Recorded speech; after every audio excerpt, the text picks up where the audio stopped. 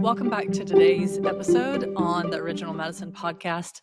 Today, we're going to talk about what happens when acupuncture doesn't work.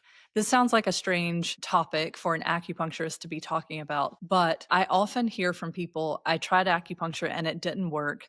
Or I tried acupuncture and it worked as long as I was continuing to go, but then I stopped and my symptoms came back. I want to talk about what this is and what this is about, and a couple of the reasons that this could be the case and how to avoid it in the future. So I want to start by reminding you that this is a discussion about classical Chinese medicine. So it's going to be very different in some ways from modern acupuncture or traditional Chinese medicine. And all of my podcast episodes are from the perspective of classical Chinese medicine. And some of them I get into more of the detail about the history and the differences. So I'll try to sprinkle that in just so that you have an idea. So if you're a person who has had acupuncture in the past or knows someone who had acupuncture and had this experience, hopefully it begins to help you put the pieces together and kind of say to yourself, oh, okay, like that's why it worked for my friend over here, but it wasn't helpful for this other person that I know. Or it helped, it helped my mom, but it didn't help me, that kind of thing. Because as acupuncture gets more and more popular, more people are aware of it, but I don't think more people are aware of the nuance of acupuncture, and they're not as familiar with the difference between what all of us learn in acupuncture schools across the world and what I practice, which is the complement channels. So my first example is pertaining to digestive problems. Let's say for however long you've had maybe constipation, maybe it's diarrhea, maybe it's both, maybe it's stomach pain, doesn't matter what it is really. But if you see an acupuncturist that uses in their practice what we learn in school, you're going to get what is called a primary channel treatment. And if you're getting a primary channel treatment, that is a definite plus, because what we learn in school is not to use the channels themselves, but it's to use points from the channels. And these points make up what we call traditional Chinese medicine. So just as a refresher, in case you're new here, Chinese medicine is based on a system that sees the body as pathways. Sometimes you'll hear them called channels. Sometimes you'll hear them called meridians. Both are accurate. Those words are just interchangeable. How energy flows throughout the body. And some of these channels, the primaries, they resonate with the organs themselves. So the liver organ resonates with the liver channel, okay? But the thing that is missing in modern acupuncture is that there are all these other channels, and they literally were called the other channels. And then our teacher, Anne Cecil Sturman, came up with this other name with help from her community as well and called them the complement channels. And the reason we've started calling them this is because they exist to protect the primaries. So if you think about an intricate game of chutes and ladders, and these other channels are moving problems around in the body so that your primary channels stay unaffected, and especially so that the organs stay unaffected. So we want to protect the organs at all costs. If that helps paint a picture in your mind, that's what the complement channels are doing. They're just whisking away this problem and putting it over somewhere else in the body so that you can go on with your day and be just fine. Okay, so if you go in with digestive problems to a modern acupuncturist and you get a TCM, a traditional Chinese medicine treatment, often you're going to get a mixture of points, and that means points from a variety of different channels. So there might be like spleen 4 and maybe a spleen 6, stomach 36. So this refers to the spleen channel and the stomach channel, which are obviously the digestive organs. And then you might say, well, the kidney energy does support the spleen, so let's put in kidney 3 because that's the source point of the kidney. And then maybe we want to use Ren 12. And Ren 12 refers to a point that is on the Renmai channel, which is an 8 extraordinary channel, completely different level of energy altogether. But it's also where the lung channel begins, the lung primary. And so we'll throw that one in too. And then lungs descend energy, and that helps with digestive things as well. So let's use a lung point. Okay, I know that sounded like a bunch of garble, but that's because it is. And this is my criticism of TCM, because TCM does not use channels. It doesn't focus on the channels.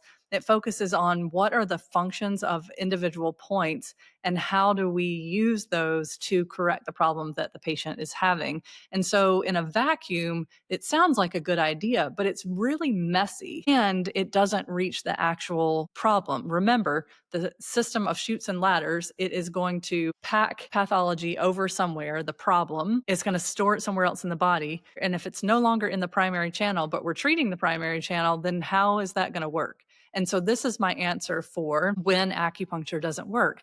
When you say, like my best friend went to an acupuncturist and got such great results, but then I went and it wasn't effective. Yes, because perhaps the problem for your friend was in the primary channel. Perhaps it was not deep in the body and the primary channel was able to help it like rearrange itself, and that was enough of a treatment. But for you, perhaps your symptoms are coming from a deeper level in the body and they really required other channels, the complement channels. Sometimes you'll hear this called the channel system because it's referring to the primaries and then plus the 4 other channels: the sinew, the low, the divergent, and 8 extraordinary. I don't want to get too into the jargon, but I just want you to know that there's a lot more to know about acupuncture.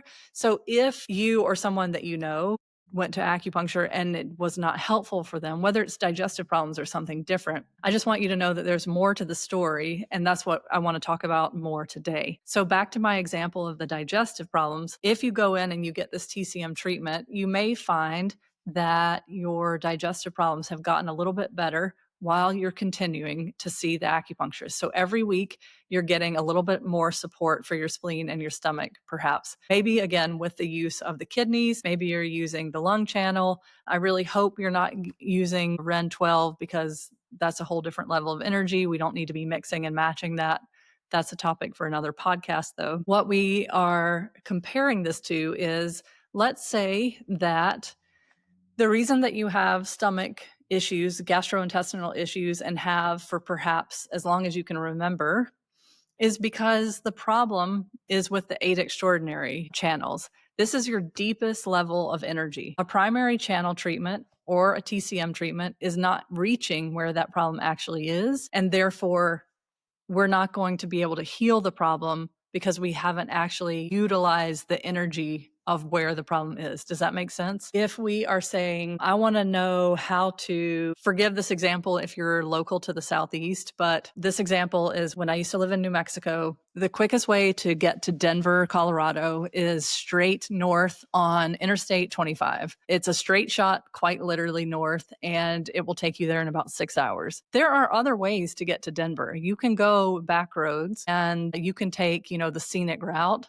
just like you can in virtually anywhere. But the point is, if you're not actually making it to Denver, then it doesn't help you. And my point is that when we're getting TCM treatments for a problem that is not primary channel, it doesn't actually help the person because we're not addressing where the actual problem is. So to wrap up this example, what I'm really trying to say is that a lot of digestive problems, especially if you've had them for a long time, those are not issues of the primary channels, yet you are going to an acupuncturist. The majority of acupuncturists are using primary channel treatments, and that is why you get better when you get the treatment. You feel better for a couple of days, then you go back the next week, you feel better for a couple of days. But when you stop getting acupuncture, you stop getting relief because we haven't actually addressed that deep layer of energy. Now, if you bring this up with your TCM acupuncturist, they may say, well, that's not true at all. Like, treatments build on each other and we need multiple treatments to get better. Okay, so it is true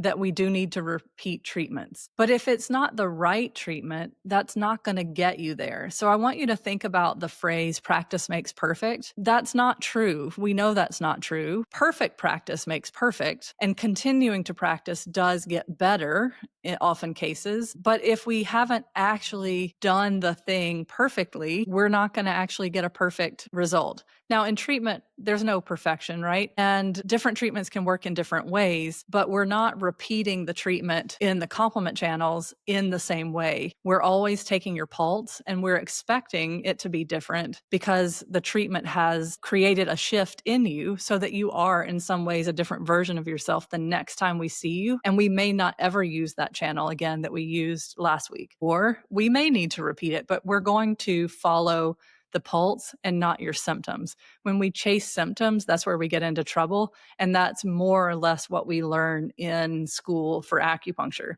So just keep that in mind if you or someone you know has been a victim of that experience. It worked for somebody else. Why doesn't it work for me?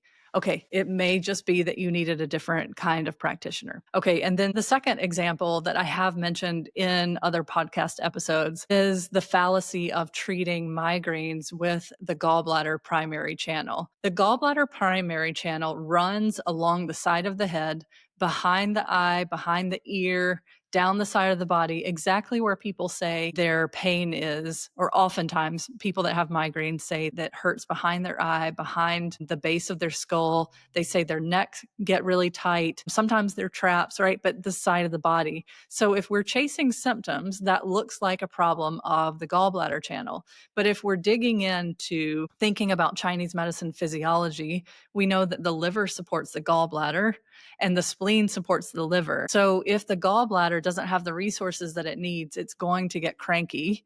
And then we need to back up and look at the liver and also probably the spleen. If we zoom in, we can think about what are the other things that could be at play affecting the spleen and the liver, making them deficient and not able to support the gallbladder well. Okay. So these would again be things like an 8 extraordinary channel, something that happened very young in our lives or very early in our lives that affect these channels. And they're just like a tad bit off. And then that affects our ability to make blood, make other resources. And so the spleen is just like a tad bit deficient over time that builds and builds. And then later we have a problem, right? Well, the reason that we're going to know whether it's a primary problem or a complement channel problem is through the pulse.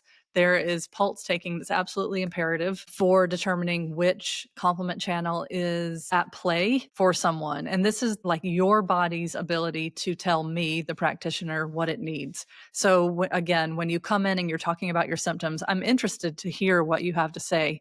And I think it creates not only an understanding of where you've been and where you're headed with your symptoms, because we know things change over the years, especially people with chronic problems. Sometimes it used to manifest in one way, but then it changes when they hit a certain age or, after they have a child or after some other big life event. These things are definitely interesting and they're relevant, but also talking to someone who can spend time with you and hear you is rare these days. Normally, when you go to a doctor's appointment, you're rushed through. It's very quick. And I think it's really nice to take time to hear people and for people to feel heard. So all that is really important. But I think it is really dangerous when we get into the realm of just saying, oh, digestive problems, that means we use spleen 3 and stomach 36 and whatever else nonsense. That is way too simplified. Whereas if we use your pulse, we know exactly what level the body has stored a problem at, and then we can treat there, and then that makes a difference in your outcome. Okay. Now, when we get into remote treatments, I personally don't yet have remote pulse taking skills. I'm really hopeful that I can develop that ability, but I have also seen my patients get really good results. And I think that comes from the discussion, from tracing things back and being able to understand the Chinese medicine physiology and using what I hear from people to choose the right channel for them. So that is really exciting that we do have that. But I think also I always still wish, wow, I wish I could feel this person's pulse. That'd be really helpful. But regardless, what I wanted to talk about today was really, why does acupuncture work for some people and it doesn't work for others? I mean, this could be said about any form of treatment in any form of medicine or virtually anything. Your friend loves a certain hairstylist. You tried the hairstylist out and it wasn't the thing for you, right? Like there's always variation. But what I really wanted to talk about today to teach you about, help plant the seed to think about, is that if the problem is outside of the primary channels, and very, very often it is, primary channel treatment is not going to get to where the problem is. And that's why you need the complement channels. So if this has happened to you, just set out on a path looking for a complement channel practitioner. And we're all over the place worldwide. And I do remote treatments as well as treatments in the office. So you can always reach out to me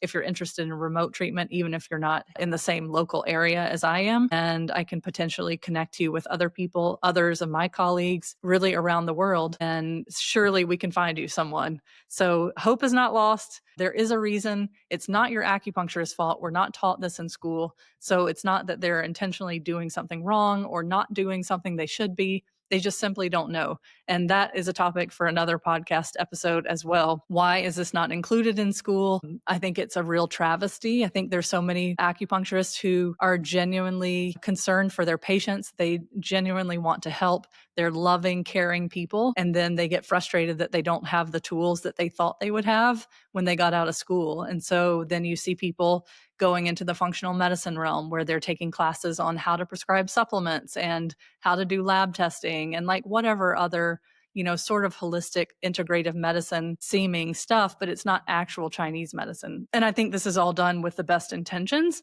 but it's because we didn't learn the full system of acupuncture in acupuncture school, which is really sad to say. But it can be learned post-grad. And that's one of the reasons that I'm here talking about this on this podcast, is because I want more people to understand that there is more to acupuncture than often what they're getting in the average acupuncture office. And it's not to put down other acupuncturists. It's just to say that when it doesn't work, it's not that acupuncture is failing. Okay, so in conclusion, today we are talking about why acupuncture doesn't work or when it doesn't work. It works for some people, it doesn't work for others. And the important thing to know is that all of us learned TCM in school. It doesn't matter where you went to school in the world, you learn traditional Chinese medicine. And this is a focus on using points from the primary channels to treat things based on people's symptoms that they report. So when people come in and they say digestive problems, most people's minds are going to go right to the spleen and the stomach. But sometimes it's not the spleen and the stomach. Sometimes it's the kidney energy that's not ascending to support the spleen and the stomach. And then we have to figure out why the kidney energy is not ascending to the spleen and the stomach. And it's not just a primary channel problem. This could be something like a constitutional issue, which means that the energy that we want to address and harness and support is the deepest level of energy. It's called the yuan level. This is the realm of the eight extraordinary. We do also encroach a little bit there into the divergent channels, but that's a little bit different. But my point is that there are other channels that are affected oftentimes. And that's in those cases, that's why when you go to a TCM acupuncturist, you're not getting the results that you want because you're not actually using the correct channels for the level of where your problem is. So I hope that gives you hope. If you have been to acupuncture and haven't gotten the results you wanted, reach out to me. You can connect with me on Instagram. This podcast is available on YouTube, Apple, and Spotify. But Instagram is still the best place to connect, ask questions, and reach out if I can help you find a practitioner. See y'all next time.